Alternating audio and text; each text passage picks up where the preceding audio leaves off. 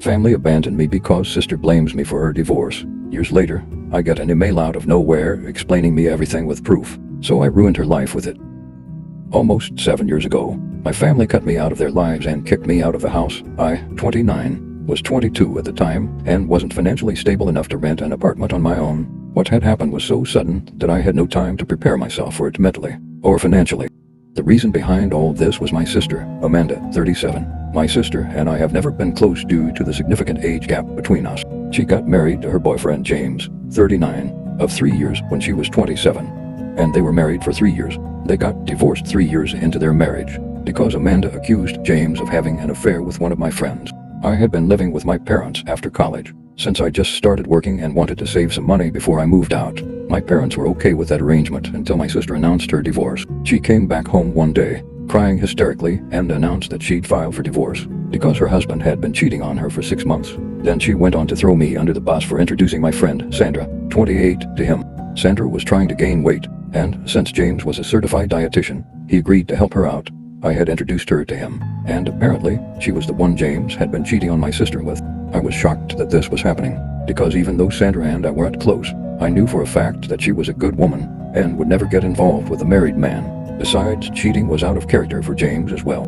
He was totally smitten with Amanda, and only ever had good things to say about her. I found it incredibly hard to believe that he cheated on her. I had my doubts, but my parents believed her instantly, and didn't even question anything. Despite the fact that she never had any proof of him cheating, they just took her word for it. I'm not holding that against them, since they would choose their own daughter over their son-in-law regardless if it was right. What I didn't understand was why they readily kicked me out just because Amanda said so. She stormed in one day, threw a tantrum, and somehow convinced my parents to throw me out, simply because I'd been the one to introduce Sandra to James. She accused me of ruining her marriage, and my parents agreed with her for some reason. I was devastated and tried to stop my parents, but they weren't ready to listen to me at all. They told me that if I didn't leave, they'd forcefully kick me out in just one day. I'd lost my family and my home and had absolutely no idea where to go. I was literally sobbing on the sidewalk with all my stuff for an hour or so before I was able to pull myself together and went to a friend's house for the night. I tried contacting them every single day for the next few days, but didn't have any luck. My friend was kind enough to let me live at his place until I was able to find an apartment for myself. Unfortunately, my parents had pretty much made up their minds that I was in the wrong here and was responsible for the divorce. My mom and dad had actually told me that they were disgusted by what I'd done before kicking me out, which didn't even make sense because it wasn't as if I'd been the one who James cheated with. They blocked my number so I couldn't get through to them, and when I tried to visit them, my mom threatened to call the cops on me if I didn't leave. After that, I finally realized that they were serious about this and actually did blame me for whatever had happened. I don't think I had any reason to be surprised since my sister always had been the favorite child. My parents had never really planned for a second child, so I ended up always getting sidelined. While I didn't care much for growing up, I didn't know that it would lead to something so huge. Thinking about it now, I guess I should have seen it coming. But honestly, I don't think anyone in my place could have seen something like this coming. I even tried to figure out things for myself to make sense of it all for the next couple of weeks. Since Amanda and my parents had practically cut me off altogether, and I had no way to get to them, I couldn't speak to James either because he blocked me too. I couldn't find him either because both Amanda and James had vacated the house they used to live in and had left to live with their respective parents instead. So I had no way to get through to anyone involved, which is why I approached my last resort to get to the truth. Sandra, like I said, Sandra and I weren't really close, but I had to do what I had to do. I asked to meet her one day and explain the situation to her. I asked her if what Amanda had said about the affair was true, and she denied it vehemently, and I believed her. To be honest, Sandra told me that she'd only ever met James a few times, and only in a professional capacity, so there was absolutely nothing going on between them. She had no idea why Amanda would say something so awful about her. She even told me that she had a steady boyfriend for a couple of years already, and was planning to get hitched in a few months too. She even showed me pictures, and what she told me was way more convincing than whatever Amanda had said. I had no proof, but I just knew somehow that Amanda had been lying about the real reason for the divorce. Since I had no proof, I couldn't go back to my family back then. I was pretty desperate to go back to living with my family since I really missed them, despite what they had done to me. With time, however, I was able to get over it and move on with my life. I managed to find a place and made my job the purpose of my life, so that I'd have something to distract myself with. I also had to pay the bills, so it was a better way of coping than just sitting around and being depressed since I didn't have any other option either. I was hurting a lot, but I knew I had to go on somehow with or without my family's support. Years passed, and now I'm doing much better in life. I've moved from my tiny apartment to a much bigger one, and even got engaged to my girlfriend of 2 years around a week ago. Our engagement post ended up being a game changer for me, because just a few days after that post, I received an email out of literally nowhere that not only explained the entire story of Amanda's divorce to me and gave me all the answers I needed, but also had proof attached. My fiancée, Rebecca, usually only posted us on Instagram, but the picture from our engagement made it to her Facebook feed as well, where she had a wider audience. It was a public post, and a lot of people saw it, including my ex-brother-in-law James. He happened to be someone my fiancée had met at a seminar a few years back, since she was a doctor, and it ended up adding him on Facebook, which is how he found me. It really is a small world, and for the first time, I was glad about it. He reached out to me a few days after we posted, but instead of texting me on social media, he decided to send me an anonymous email. He explained later on that he did this just so that he wouldn't feel weird about what he was doing, since it had been several years since his divorce, and he didn't want to seem like a sore loser who still hadn't managed to move on from what happened. Besides, he'd been the one to block me in the first place, so he felt weird and conscious about getting back in touch with me about something that happened so many years back. Coming to the contents of the email I received, it had the full story and proof of what had happened 7 years ago. I couldn't believe my eyes when I went through it. So apparently, my sister had been the one cheating on James and not the other way around like she'd been telling us for so long. Not only was that a huge lie, but even more interesting was the fact that she'd been cheating on James with a friend of mine, just like she'd accused him. My friend Mark, 28M, was a cashier at the grocery store near Amanda's house back then. I never would have made the connection myself since I literally never saw them together. I guess they kept it well under wraps, but not enough for James to not find out. When Amanda was confronted, she told James that it was all my fault because I'd been the one to introduce her to Mark, and I even told her about how he needed her help since he was an aspiring singer, and she was a pretty good singer herself. She'd agreed to help him, and bam, they'd fallen in love before they knew it. She even said that I was in on it, and it helped them keep things under wraps for so long. Obviously, all of this was a complete lie, and I hadn't even known that Mark and Amanda had something going on. He was outraged when he found out and ended up blocking my entire family, which he admits now was kind of stupid on his part. Of course, he told me all of that in person since the email itself was meant to be as impersonal as possible, as he didn't want it to be traced back to him, but I did figure it out. The proof that he attached was a bunch of screenshots of emails between my sister and Mark, where they were discussing how easy it is to fool James. The emails were full of confessions of love and plans for where they were gonna have their next meetup. There was no way she could deny any of this, because she too even signed off emails with her middle name, which not many people are aware of. I had her dead to rights. I figured out that it must have been James who'd sent me this email after I combed through Rebecca's Facebook friends, because my gut feeling told me that this definitely had something to do with social media, and when I was finally able to find James in her list, I got in touch with him. We decided to meet a few days ago, and he told me that he'd found out about what Amanda had told her family from Sandra, who'd met him a couple of years back. I told her to keep my side of the story a secret, and I was kicking myself for it when I realized that if I hadn't said that, she probably would have told James about it, and I would have been able to prove my innocence ages ago. Anyway, they'd run into each other a couple of years ago, and she'd ended up asking him about the divorce, so they got to talking, and finally, he also learned what Amanda had told us.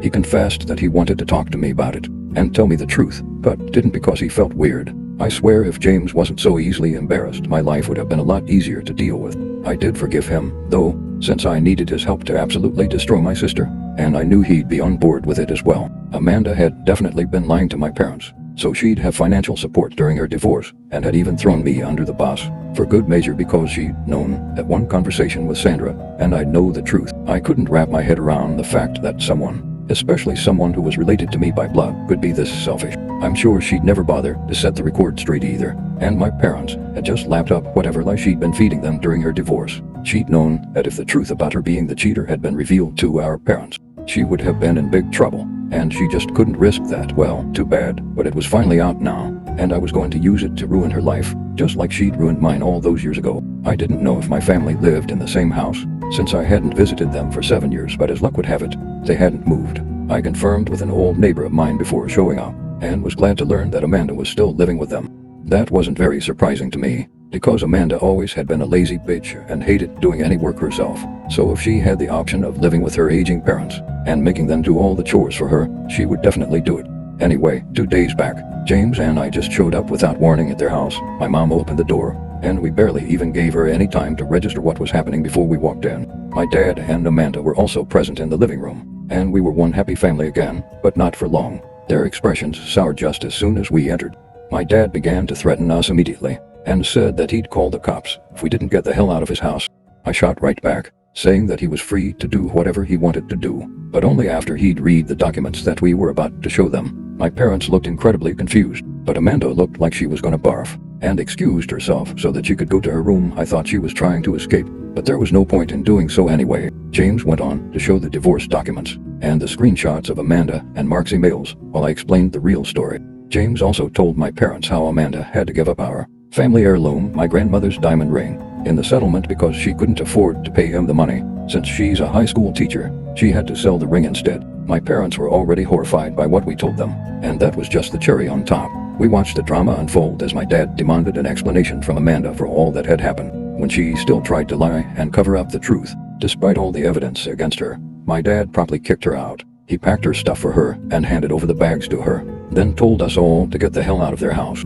I didn't need to be told twice and left with James, while my sister begged and pleaded with my parents to let her back in. Just like I had all those years ago, this was karma at its best, and I couldn't be happier about it. It's been a couple of days since then, and my sister showed up at my place a few hours ago, demanding that I make things right with my parents immediately. I didn't even know how she found me, but I told her that I didn't owe her anything anymore. She'd ruined my life once, so I repaid her the favor, and we were now fair and square. I guess she really had no pride left, because as soon as I said that, she started sobbing and accusing me of being a monster. I didn't care much for her drama though, and shut the door while she continued to sob relentlessly. I just put my headphones on and listened to music while Rebecca, my fiancée, worked in her study so neither of us would be disturbed. After a while, Amanda finally left us alone, but she left a message with a marker on my door to remind me that I was nothing but a revengeful monster. I don't see anything wrong with what I did and don't feel sorry in the least. But Amanda seems pretty convinced that I'm the villain here somehow. I just did to her what she'd done to me several years ago, except that I told the truth, while she did nothing except lie and throw me under the bus. So what do you guys think? Ida for ruining my sister's life and getting her kicked out 7 years after she accused me of causing her divorce. Update 1. So Amanda has still been bothering me, even though a whole week has passed since she got kicked out. I had to threaten her with the fear of cops when she called me for the 14th time today, and only then did she stop. I don't even know how she managed to find my phone number and address, but I'm least interested in that right now. Amanda's trying to make me feel sympathetic towards her, because I guess a school teacher's salary isn't enough for her to live on, but I don't think that's true, and she's just upset that she has to look for a place and pay for her own rent, electricity, and groceries now that our parents have kicked her out, so I don't feel too sorry for her. In case you guys were wondering, yes, I did block her number several times, but I guess she's making her friends add me to conference calls, so there's no point. As for my parents, they're just as bad, if not worse than Amanda. They found me on Facebook and saw the post about my engagement as well, so now they want to be part of my life once more, and even express their desire to attend my wedding. They haven't apologized yet, but for some reason, they expect me to just invite them to my wedding, which is supposed to be a really important day for me. I don't understand where these people find the guts to say crap like this, but at least I'm not responding to any of it. Rebecca and I have had a field day reading their texts, because there's really just no way they're for real right now. It's all just really sad for them. Update 2. Amanda showed up at my house yet again. After I threatened to report her for harassment yesterday, I was about to leave for work, but she stopped me by throwing herself across the hood of my car and refused to budge until I spoke to her. It was pretty exasperating, and I ended up actually calling the police this time. They took her away while she screamed and cried and tried her best to show me as the bad guy here, but unfortunately, nobody was buying her sad girl act.